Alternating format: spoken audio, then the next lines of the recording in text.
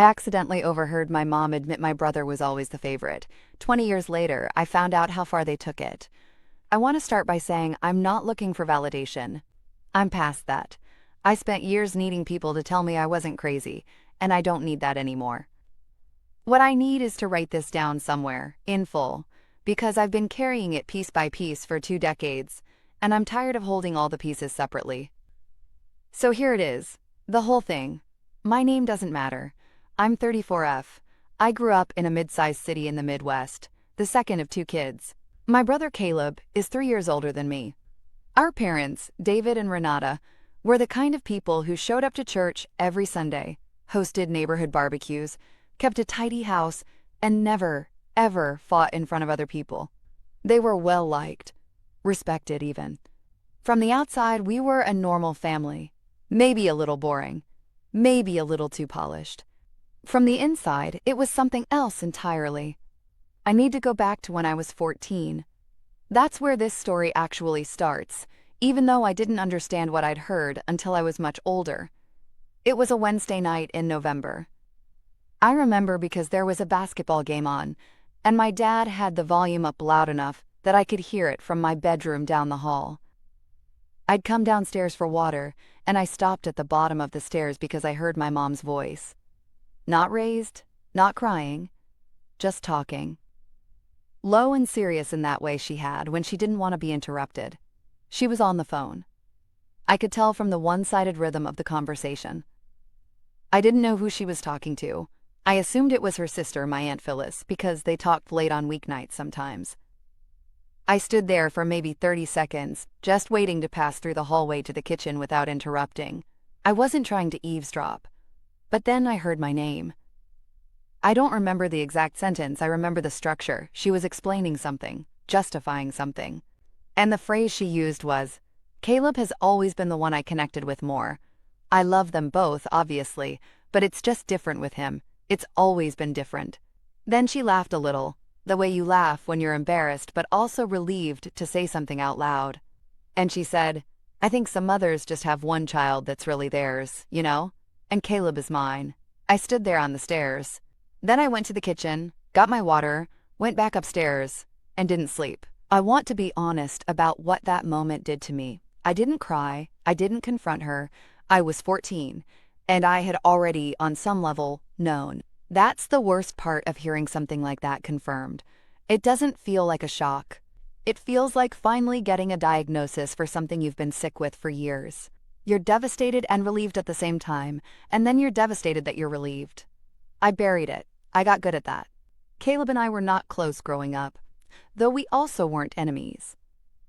We had a neutral kind of sibling relationship, the type where you share a roof and a last name but not much else. He was popular in school, athletic, social. I was quieter, more likely to be found reading or spending time at a friend's house to avoid being home. I didn't realize until I was an adult that my constant need to be elsewhere was a coping mechanism. At the time, I just thought I was independent. The favoritism was real and present and constant, but it was also the kind that's hard to name in the moment. It's not like my parents beat me and tucked Caleb in with bedtime stories. It was smaller than that. It was the way my mom's face changed when Caleb walked into a room. The way my dad asked Caleb about his day and asked me if I'd finished my homework. The way Caleb's failures were reframed as lessons and mine were treated as evidence of a character flaw. When Caleb failed his driving test, my mom said it was because he was nervous, and the examiner was probably having a bad day. When I failed mine, she asked if I'd actually practiced or just assumed I'd pass. When Caleb didn't get into his first-choice college, my dad sat with him for an hour talking about how the right door hadn't opened yet. When I got into a good school but not my first choice, my mom said, "Well, it'll still be a good experience." Nothing you can take to court. All of it adding up. I left for college at 18, and I felt something physically lift off my chest when I crossed state lines. I didn't go home much after that. I built a life out of intentional distance. I had friends, I had a therapist for a while, I had work I liked. I didn't talk about my family much because there wasn't much to say that didn't sound either melodramatic or petty. My mom liked my brother more than me is not a story that gets a lot of sympathy when you say it plainly. People assume you're exaggerating, or that you're being too sensitive, or that both things can be true at once, that your mom loved you and preferred your brother, and maybe you should work on accepting that. I heard all of those responses. I learned to stop bringing it up. I talked to Caleb sporadically. Holidays, when unavoidable. A text exchange here and there. He'd gotten married in his late 20s, had 2 kids, moved about 20 minutes from our parents' house. He called my mom every day. I knew this because she mentioned it every time we talked. Not cruelly, just as information, but in a way that communicated something. My dad died when I was 28. Heart attack, sudden, no warning. I flew home and stayed for 10 days. And it was the hardest 10 days of my life, not just because of the grief, but because being in that house again compressed everything. My mom leaned on Caleb the entire time. I sat in the same room and watched her hold his hand while she cried, watched her let him make the decisions about the funeral, watched her thank him in her speech at the reception and not mention me at all. I didn't say anything. I flew home and went back to my life. Fast forward to 2 years ago. I'm 32. My mom calls me, which was unusual. She usually texted, and even those weren't frequent. She said she wanted to talk about her estate, about getting her affairs in order, now that she was getting older and Dad was gone. She said she wanted to be transparent. I remember feeling something warm about that word, transparent, like maybe we were going to finally have a real conversation. She told me she'd updated her will. She wanted me to know what was in it before anything happened. The house and the majority of her savings, she said, were going to Caleb. She was leaving me some money, a smaller amount, and some jewelry that had belonged to her mother. She framed it by saying that Caleb had been there more, had helped more over the years, had been her support, and it was only fair that he be compensated for that. I said okay. I stayed on the phone for maybe 4 more minutes, and then I got off and I sat on my kitchen floor for a while. Here's the thing. The money itself wasn't the main wound. I wasn't depending on an inheritance. I live below my means. I'm fine. What gutted me was the reasoning. She wasn't even hiding it behind logistics. She was just saying it. He was there more. He was worth more. It was only fair.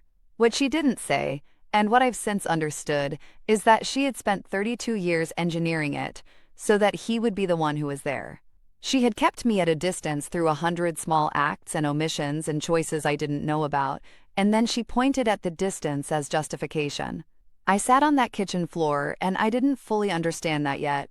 I just knew something was wrong with the logic, and I couldn't name it. I called my cousin Deena that night. Deena is Aunt Phyllis's daughter.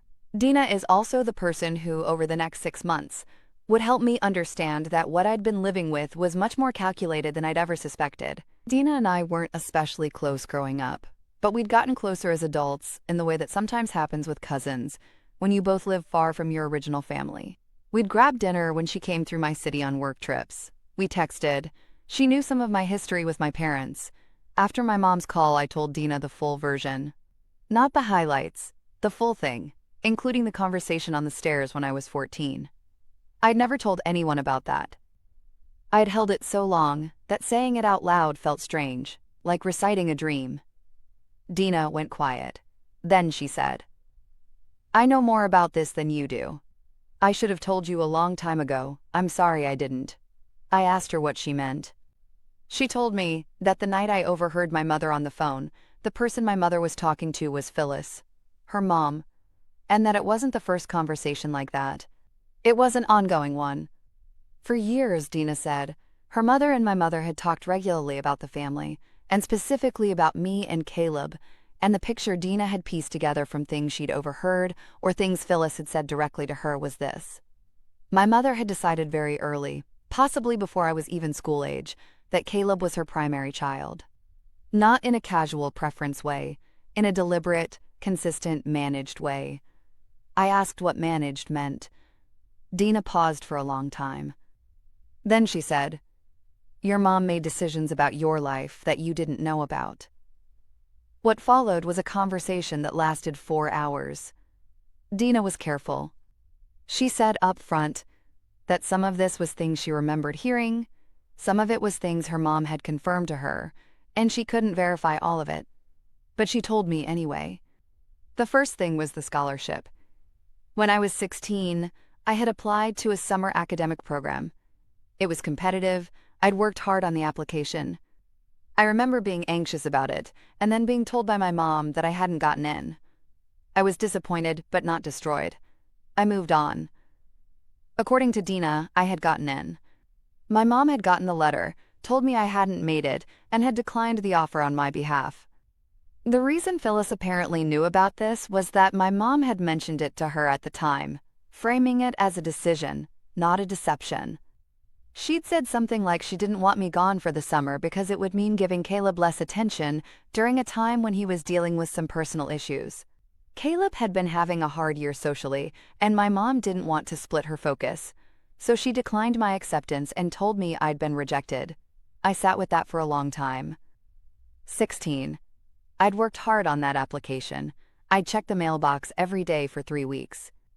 I'd felt the specific flatness of being told no, and I'd made myself be okay with it. I'd told myself maybe next year.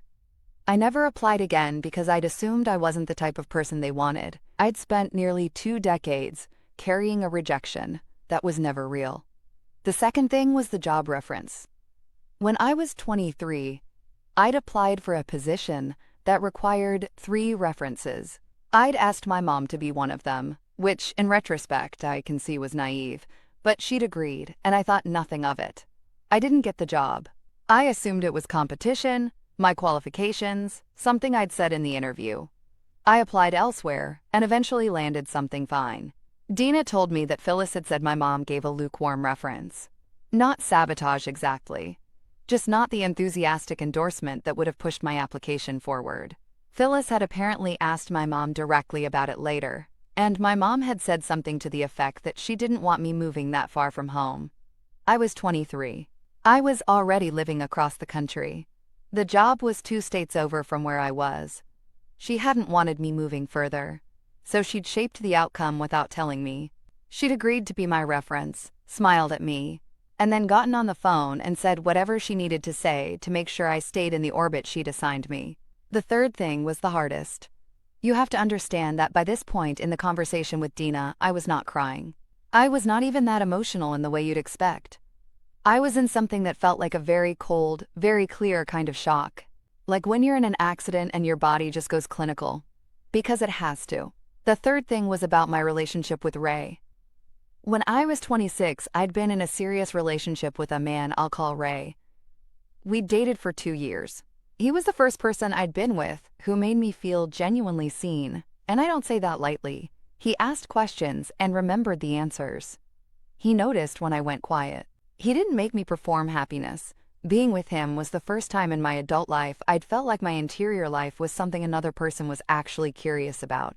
I'd brought him home once to meet my parents. I'd been nervous. I thought it went fine. My mom was polite. My dad was a little awkward, but that was him generally. A few weeks after that visit, Ray became distant, then ended things. He said he needed to think about the future, and he wasn't sure we wanted the same things. I was devastated. I'm going to be honest about how that breakup affected me, because I think it matters for understanding everything that came after. I spent about 8 months in a bad place after Ray left. Not in a dangerous way, just in the gray, low-energy what's-the-point way that can be almost harder to recognize and address because it doesn't look like a crisis. I stopped returning calls. I ate badly. I went to work and came home and watched television and told myself I was fine. I went over that relationship constantly, looking for what I'd done, looking for the moment he'd decided. I blamed myself for being too closed off, which was almost darkly funny in retrospect. This feedback I'd gotten my whole life that had been constructed by my mother, now being the reason I told myself I'd lost the one person who'd actually gotten through it. I spent years thinking the breakup had revealed something true about me, that I was the kind of person people eventually left. Deena told me that her mom had mentioned my mom had called Ray. After the visit, she'd called him and had a conversation with him, the content of which Deena didn't know in full, but which Phyllis had described as, quote, discouraging. My mom had apparently told Ray something about me, something about my capacity for long-term commitment or my emotional stability, and the framing had been concerned. Mother to suitor, I'm only saying this because I care. I don't know exactly what she said. I may never know. But Ray had ended things about 6 weeks after that call. I sat with that piece of information in a way I hadn't sat with the other two. The scholarship hurt. The reference hurt. This one went somewhere different. Because this wasn't about a program or a job. This was about whether I was lovable. This was about whether what had happened with Ray was my fault. For 8 years I had believed that it was. For 8 years I had walked around with that conclusion about myself, tucked into everything I did. My mother had put it there. I was quiet for a long time on the phone with Deena. She asked if I was okay. I said I didn't know. I'm writing this because I know there are other people who grew up in a house where the favoritism was invisible to everyone except them, where nothing was provable, where you couldn't point to a bruise or a specific cruelty, just this constant low hum of being less. And I want those people to know that it's real, even when it doesn't have a name. Even when every adult in your life would have said your parents love you, they do. Love and preference aren't the same thing. A parent can love you and still choose, every single day, to give the better version of themselves to someone else. That is a real thing. It happened to me. And it didn't make me unlovable. It made me someone who learned too early to act like I was. There's a difference. I'm still learning what it looks like to live inside that difference. And sometimes, 20 years later, you find out it wasn't just emotional. Sometimes you find out it had edges. It had phone calls. It had letters intercepted, and references withheld, and relationships quietly dismantled by a woman who would have described herself as a good mother and probably believed it. I don't know what my mom told herself. I genuinely don't. I think she believed she was managing her family the way she needed to. I think she built a story in which Caleb needed more, and I needed less, and then she made that story true by making decisions that ensured it. That's the part one can't stop thinking about. She didn't just feel the preference, she acted on it. Methodically. Over years. And then she used the outcomes she had engineered as evidence for why the preference had always been justified. And I grew up in the house with her and had no idea. Edit. I did not expect this to get any attention. For everyone asking about the Ray situation specifically, I want to clarify that I don't know the full content of that call, and I'm working with what Deena told me, filtered through what Phyllis told Deena. I believe it. But I want to be transparent that I'm not presenting it as a thing I witnessed directly. For the people DMing me saying this is their story too, with different names and different details, I see you. I'm sorry. The most isolating thing about this kind of family dynamic is how invisible it is from outside. How sane and normal and even warm a household can look when you're describing it, and how different it feels to live in the lower priority seat of it. If you're carrying something like this, you're not making it up. You're not too sensitive. The thing you felt was real. For the person who said I should reach out to Ray, I've thought about it. I haven't decided. For the person who said my mom sounds like she has narcissistic personality disorder, maybe. I'm not going to diagnose her. She's also a person who got hurt in her own family and didn't know how to not pass it down. Both things are real. For everyone else, thank you for reading this far. I didn't know how much I needed to say all of it until I started and couldn't stop.